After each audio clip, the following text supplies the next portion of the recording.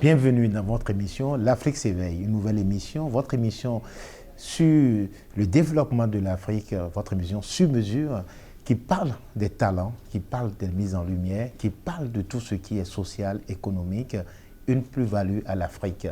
Nous sommes dans le cadre des Pan-African Corporate Awards, la 13e édition. Nous recevons aujourd'hui une personnalité du secteur économique et touristique africain, Madame Christiane Tossou, vice-présidente de la Chambre de commerce et d'industrie du Bénin. Experte en tourisme et hôtellerie nominée à la 13e édition des Pan-African Corporate Awards Top Afrique Femme Leader 2025. Alors, merci de nous recevoir aujourd'hui dans vos locaux. Merci, Madame Tossou. Merci à vous. Bonjour. Vous pouvez vous présenter à nos téléspectateurs, s'il vous plaît. Si je suis Christiane Tossou, je suis chef d'entreprise dans le secteur du tourisme, de l'hôtellerie, de l'entrepreneuriat agricole. Je suis élue consulaire de la mandature 25-30 de la Chambre de commerce et d'industrie du Bénin, vice-présidente de la Chambre de commerce et d'industrie du Bénin en charge des régions économiques. Mais également, j'ai l'honneur de présider WIFOND Bénin, qui est une association de femmes chefs d'entreprise et de femmes au cadre. Intéressant. Alors, pouvez-vous revenir brièvement sur votre parcours professionnel et ce qui vous a conduite vers le tourisme et la gouvernance économique? C'est vrai que c'est un parcours double casquette, je dirais. Le tourisme, c'est une passion. Déjà, je suis gestionnaire du transport aérien de formation. Et j'ai travaillé pendant 10 ans dans les compagnies aériennes, Sabena dans le temps, et Transair Congo. Ça fait longtemps, oui, et Transair Congo plus récemment où j'ai été directrice commerciale et superviseur de vol pendant 10 ans. Ensuite, j'ai démissionné, j'ai créé mon entreprise dans le tourisme parce que j'étais passionnée de donner du service à la clientèle. Et donc, c'est le secteur service qui m'intéressait le plus. Alors, dans la gouvernance économique, disons que là où le cœur est, les pieds vous accompagnent. Alors déjà en tant que chef d'entreprise, j'ai été intéressée par la fêtière du secteur privé qui est la Chambre de commerce, ce qui s'y fait, quels sont les avantages qu'on peut y avoir, quels sont surtout les services et quel est le positionnement de la Chambre de commerce et d'industrie du Bénin auprès des opérateurs économiques. C'est dans cette quête qu'au fil du temps, j'ai été candidate déjà en 2019. J'ai été élue la première fois en 2020 et j'ai fait une mandature de 5 années. Et j'ai été réélue en 2025 encore pour 5 années à venir. Et mes collègues m'ont fait confiance en me portant au poste de vice-présidente en charge des régions économiques. Je remercie d'ailleurs d'avoir vu en moi cette personne-là qui peut accompagner les régions économiques, le président de la Chambre de commerce, tout le bureau, mais également mes collègues et les entreprises du secteur privé qui me font confiance. Un très bon parcours. Merci beaucoup. Alors, quels ont été les défis majeurs de votre parcours en tant que femme dans un domaine encore très compétitif et parfois masculin? Vous savez, être femme chef d'entreprise, c'est pas du tout facile. En tout cas, en notre temps, disons que je suis chef d'entreprise depuis 23 ans. Et donc, en notre temps, ça n'a pas été du tout facile de commencer. Aujourd'hui, on voit pour les jeunes, il y a plein d'outils, il y a des cadres, le cadre juridique est très clair, il y a beaucoup d'institutions qui accompagnent. Mais nous, dans notre temps, c'était que la passion qui nous avait amenés à l'entrepreneuriat. La passion de faire, de bien faire. Et les défis ont été multiples et multiformes. Déjà, en tant que femme, dans des métiers, chef d'entreprise dans le temps, ce n'était pas facile parce qu'il y avait plus d'hommes que de femmes. On pensait dans le temps encore que la place de la femme, c'était à la maison. Et donc, moi, j'ai eu la chance d'être accompagnée quand même par mon époux, qui a accompagné ce projet quand je voulais démissionner. Et également, j'ai eu la chance d'être accompagnée par mes parents, particulièrement ma maman, qui me soutenait. Et chaque fois que c'était difficile, les deux étaient là pour m'encourager à avancer. Et également, quand nous allions chercher les marchés, quand il y avait des appels d'offres, ou bien quand on allait en clientèle, C'était difficile parce que dans le secteur tourisme, dans le temps, on pensait que toutes les femmes qui devaient sortir, aller chercher des clients, aller rencontrer d'autres chefs d'entreprise hommes, c'était vraiment parce qu'elles voulaient se livrer. Et on a été vraiment,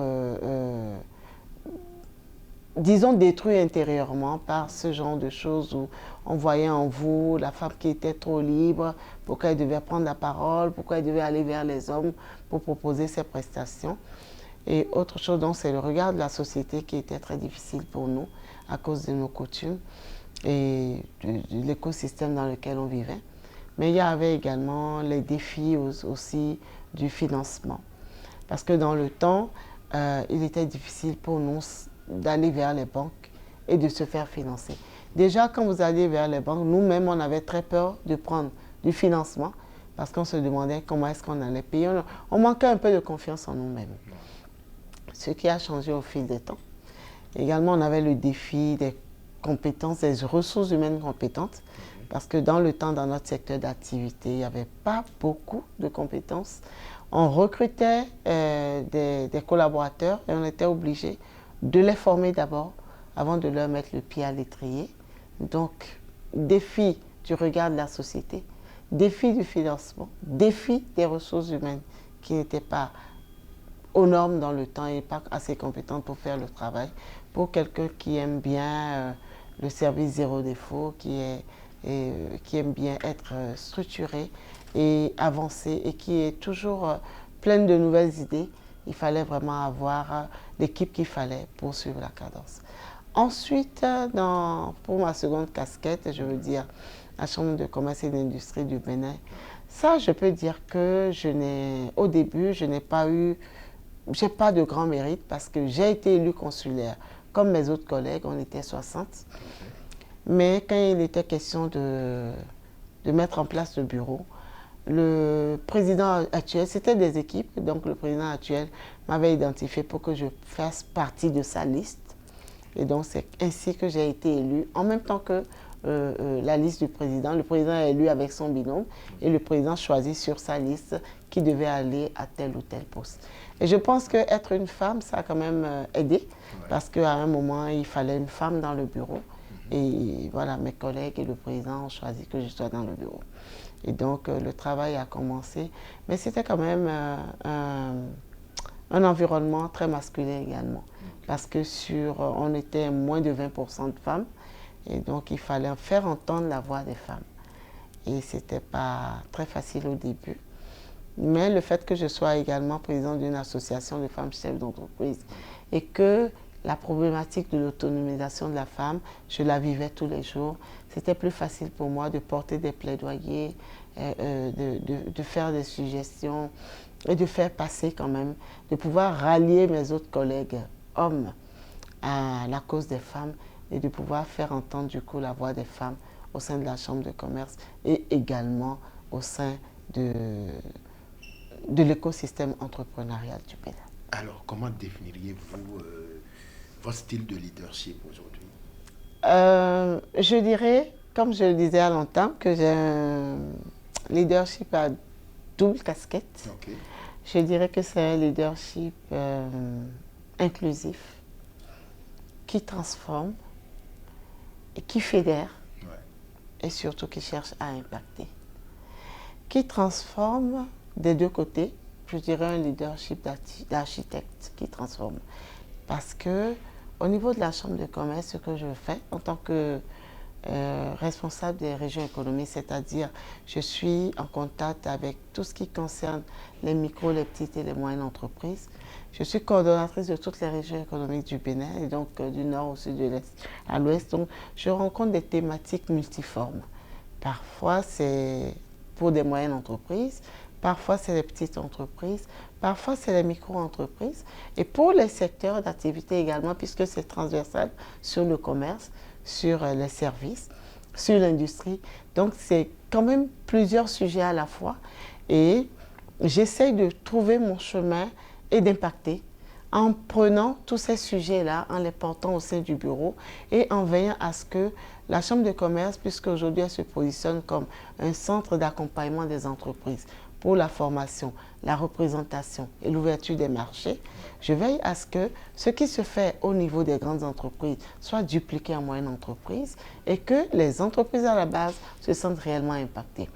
Le gouvernement du Bénin nous a donné comme objectif d'entrée de pouvoir développer les filières et de pouvoir encourager et accompagner les entreprises, les porteurs de projets à créer des entreprises dans les filières choisies qui font partie du PAG. Et donc, on s'attelle à aller mettre en lumière ces filières-là et à donner les informations qu'il faut aux chefs d'entreprise, aux porteurs de projets pour pouvoir aller investir dans ces filières. Mais nous avons également le volet représentation et défense des entreprises.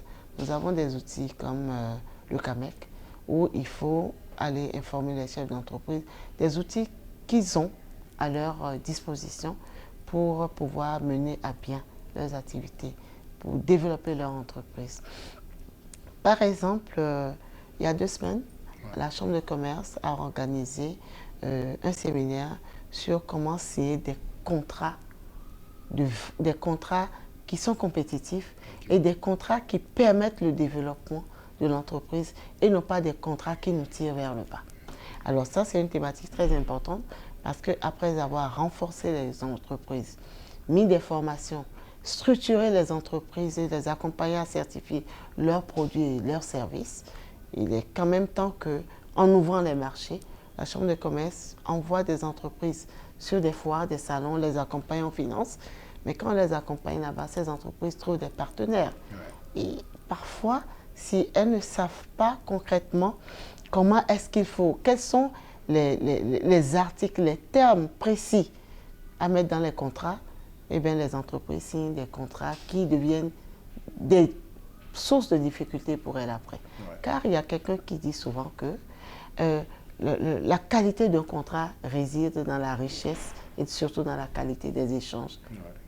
Et donc, voilà ce que transformer. Je pense que travaillant sur ce segment, alors je contribue valablement à la transformation du tissu économique.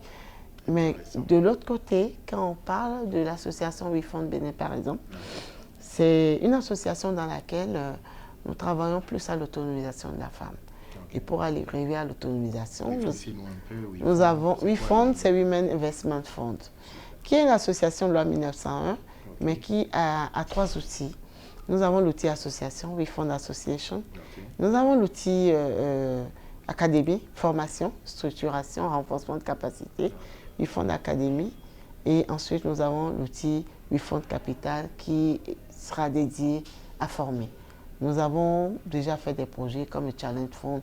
Nous avons financé les femmes, les porteuses de projets, les petites entreprises en leur apportant du matériel, en leur apportant avec nos partenaires comme la Chambre de commerce, Bénébiz, à des PME, le projet GET, etc., Expertise France. On leur a apporté de la formation, du renforcement de capacité et nous sommes en phase de lancer le premier fonds d'investissement des femmes pour les femmes. Alors, étant présidente d'un bureau fort de 9 membres et étant sur ce chantier-là depuis 4 ans, je pense que oui, je peux dire valablement que je transforme, je travaille à transformer donc la seconde casquette d'architecte transformatrice qui transforme là l'écosystème entrepreneurial des femmes au Bénin. Ben, écoutez, en parlant de casquette, tourisme, hôtellerie et développement africain, en tant qu'experte en tourisme et hôtellerie, comment voyez-vous l'évolution du secteur en Afrique ces dernières années? Eh bien, on ne peut en dire que du bien. Parce que quand on parle de tourisme, on a compris qu'en Afrique ces dernières années, ce n'est plus le tourisme traditionnel. Ce n'est plus les niches de tourisme sur lesquelles tout le monde était avant. Mais les lignes ont bougé. Et c'est surtout beaucoup plus du tourisme MICE, c'est-à-dire du tourisme d'affaires, du tourisme mémoriel et également de l'écotourisme. C'est beaucoup plus sur ça qu'on est aujourd'hui. Et je pense que c'est de très bonnes niches en Afrique et également dans mon pays, le Bénin. Parce que ce type de tourisme-là se développe, on a plusieurs facteurs qui aident au développement de ce genre de tourisme. Nous avons le premier facteur qui est déjà, quand on parle par exemple du tourisme mémoriel, nous avons le facteur patrimoine qui fait partie de... ce tourisme-là met en valeur nos patrimoines. Donc le patrimoine culturel, mémoriel. Donc c'est beaucoup plus sur ça que c'est basé. Et nous savons qu'en Afrique, nous en avons beaucoup. Et je donnerai pour exemple mon pays, parce que la charité bien ordonnée commence par soi-même. Aujourd'hui, nous avons des grands événements comme Vodou Days qui font partie de la vision même du gouvernement et c'était déjà inscrit au PAG. Et donc, le Vodou Days aujourd'hui, parce que le Bénin est la capitale mondiale du vaudou, et donc le tourisme mémoriel se développe autour de Vodou Days. Et nous avons également la route de l'esclave, puisque le Bénin fait partie du circuit africain de la route de l'esclave. Nous avons d'autres pays comme le Ghana, évidemment. En Afrique, nous avons le Sénégal. Mais le Bénin est quand même au cœur de cette route des esclaves-là. Et donc, c'est de la mémoire, du patrimoine africain, où aujourd'hui, ça incite nos frères et sœurs de la diaspora à retourner aux sources, à revenir au Bénin, se connecter à eux-mêmes, se connecter à eux-mêmes, à leurs origines. Et ça crée une certaine émulation. Nous avons vu au Ghana, par exemple, un programme Comeback to Africa que le Ghana développe. Et aujourd'hui, au Bénin, nous avons vu que sous le leadership du chef de l'État, nous avons quand même un programme de retour de la diaspora. Et nous avons vu les passeports qui sont donnés à la diaspora qui souhaitent se reconnecter. Ce n'est pas forcément peut-être parce qu'ils sont vraiment du Dahomey, mais c'est parce qu'ils s'identifient aux valeurs du Dahomey. Et moi, je pense que ça fait partie des fiertés que nous pouvons avoir aujourd'hui en Afrique pour dire que oui, la nature nous a dotés de richesses patrimoniales et culturelles que nous pouvons mettre en avant. Donc, parlant de tourisme, après le tourisme mémoriel, j'ai parlé des maïs et touristes d'affaires. Aujourd'hui, nous voyons que le Bénin se positionne comme un hub de conférences. Nous voyons des conférences qui arrivent et nos hôtels sont bien remplis et ça fait entrer de la devise. Et donc, ce type de tourisme aujourd'hui, oui, c'est un type de tourisme qui se développe. Nous avons la Côte d'Ivoire aussi qui est un hub de conférences. Nous avons le Sénégal, le Ghana, d'autres pays. En tout cas, le Bénin est bien positionné dans cet écosystème. Au-delà de ça, nous avons un autre élément qui est très important, la digitalisation, qu'on ne peut pas laisser de côté. Parce que tout ça se développe grâce à la digitalisation. Aujourd'hui, vous pouvez réserver vos vols en ligne, vos billets d'avion en ligne, les agences de voyage sont en ligne, nous vendons en ligne, vous achetez vos circuits touristiques en ligne, et vous avez les agrégateurs de paiement. Vous pouvez payer la facilité de payer. Tout ça contribue au développement du tourisme en Afrique aujourd'hui. Et donc, on peut dire sans se tromper que le tourisme en Afrique se développe et a de l'avenir. Et ça emmène même au développement des infrastructures. Merci pour cet éclaircissement. Alors, le rôle plutôt stratégique de la CCI Bénin. Vous êtes vice-présidente de la CCI Bénin, chargée de coordination des régions économiques. En quoi consiste concrètement cette mission? C'est une mission de transformation. C'est une mission d'accompagnement. Comme vous l'avez dit à l'entame. Comme je l'ai dit à l'entame. C'est une mission d'écoute. C'est une mission de leadership. C'est une mission de leadership par l'exemple, le bon exemple, les bonnes pratiques. C'est une mission d'écoute parce qu'on écoute nos entreprises.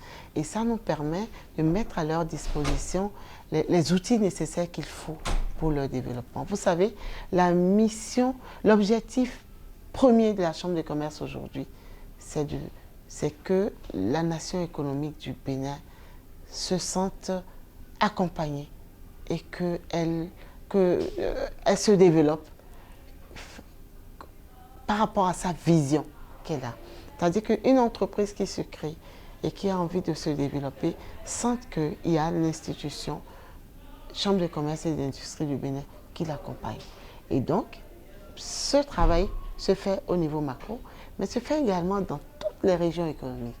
Et aujourd'hui, en tant que coordonnatrice des régions économiques, avec mes collègues coordonnateurs des régions économiques, nous travaillons à impacter ces entreprises-là au niveau des régions. Donc, les plus petites entreprises doivent être impactées par les services dont elles ont besoin, doivent être accompagnées à certifier leurs produits et services, à être des entreprises compétitives, surtout que nous sommes aujourd'hui dans un monde de globalisation. Merci. Alors, quel message aujourd'hui adresser aux jeunes femmes africaines qui aspirent à des postes de responsabilité? Mon premier message aux jeunes femmes, aux femmes en général, qui aspirent à des postes de responsabilité, femmes africaines particulièrement, c'est qu'elles doivent se former. On ne finit jamais d'apprendre. On ne peut pas prendre des postes de responsabilité si on n'a pas les compétences nécessaires pour gérer ces postes-là. Il faut que... Je ne suis pas du tout pour la discrimination positive pour les femmes. Il faut seulement la femme qu'il faut, au poste qu'il faut. Comme on dirait, l'homme qu'il faut à la place qu'il faut. Ouais. Il faut que les femmes se forment et que les femmes se soutiennent, qu'on mette en place des plateformes d'échange entre les femmes, que nous puissions avoir l'opportunité de partager nos succès, mais également nos échecs avec nos sœurs, que nous ayons des creusets de mentorat, pas de mentorat seulement pour l'entrepreneuriat, mais de projets de mentorat dans lesquels, ou dans les projets au sein desquels nous allons former nos sœurs à prendre des postes et à donner du résultat. Nous devons savoir que les femmes, j'appelle toutes les femmes à se soutenir. Personne ne fera le travail pour nous. Il est passé le temps où les femmes doivent se jalouser. Il est passé le temps où les femmes doivent s'envier. Aujourd'hui, c'est uni entre femmes que nous devons faire le travail, que nous devons avancer. Car je pense que nous arrivons à l'ère où la femme peut prendre valablement sa femme à côté des hommes. Nous ne voulons pas prendre la place des hommes, mais nous voulons évoluer ensemble et à côté des hommes. Donc, je demande à tous les hommes d'être des he for she et je demande aux femmes de se soutenir et de se donner absolument la main. Merci, Madame Christiane. Alors, vous êtes nominée aujourd'hui à la 13e édition des Pan-African Corporate en tant que Top 20 Afrique Femme Leader. Alors, que représente pour vous cette nomination en tant que Top 20 Afrique Femme Leader 2025 à Cotonou, le 12 décembre prochain? Je veux d'abord remercier les organisateurs et donc je vous remercie, M. Bidosessi, pour cette idée, en fait, ce concept de mise en lumière des personnes qui le méritent. Et je ne veux pas dire que j'ai le mérite, mais je veux dire simplement que c'est un honneur pour moi et que j'espère que si vous êtes venu à moi et si vous avez choisi de me nominer, c'est certainement parce que vous avez décelé en moi quelque chose qui peut être mis en lumière. Merci. Je veux dire merci, tout simplement. Alors, quels sont les projets ou l'initiative que vous souhaitez encore concrétiser dans les prochaines années?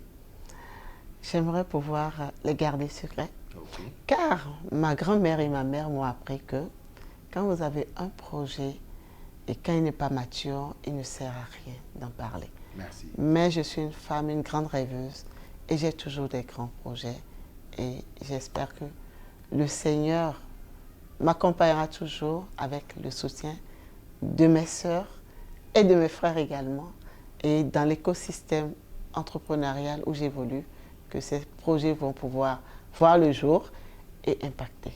Quel message particulier souhaitez-vous adresser à travers la tribune des Pan-African Corporate Awards? Je veux saisir l'occasion qui m'est donnée pour dire qu'aujourd'hui, nous sommes à l'ère où les entreprises doivent se réinventer. Les entreprises doivent apprendre à innover. Et pour en arriver là, nous souhaitons que les outils tels que la formation soient adaptés à notre ère, car nous sommes à l'ère du numérique et nous ne pourrons rien faire sans le numérique. Il est important aujourd'hui que par des tribunes comme celle-ci, nous puissions mettre davantage en lumière les femmes qui le méritent beaucoup plus que nous, car il y a effectivement des femmes et des hommes, chefs d'entreprise, qui ne sont pas mis en lumière et qui ne souhaitent pas être mis en lumière, alors même que leur mise en lumière constituerait, leur storytelling constituerait un exemple impactant pour la jeunesse. Et j'aimerais dire à la jeunesse, travaillez, travaillez, travaillez, car c'est seulement ici qu'on y arrive. Merci Madame Tossou, ce fut un plaisir. Chers téléspectateurs, merci de nous avoir suivis. Merci d'avoir suivi une nouvelle émission de l'Afrique s'éveille. Nous avons reçu Madame Tossou Christiane, une experte en tourisme et vice-présidente de la Chambre de commerce. On a eu une très belle discussion. Merci de nous avoir suivis. À très vite.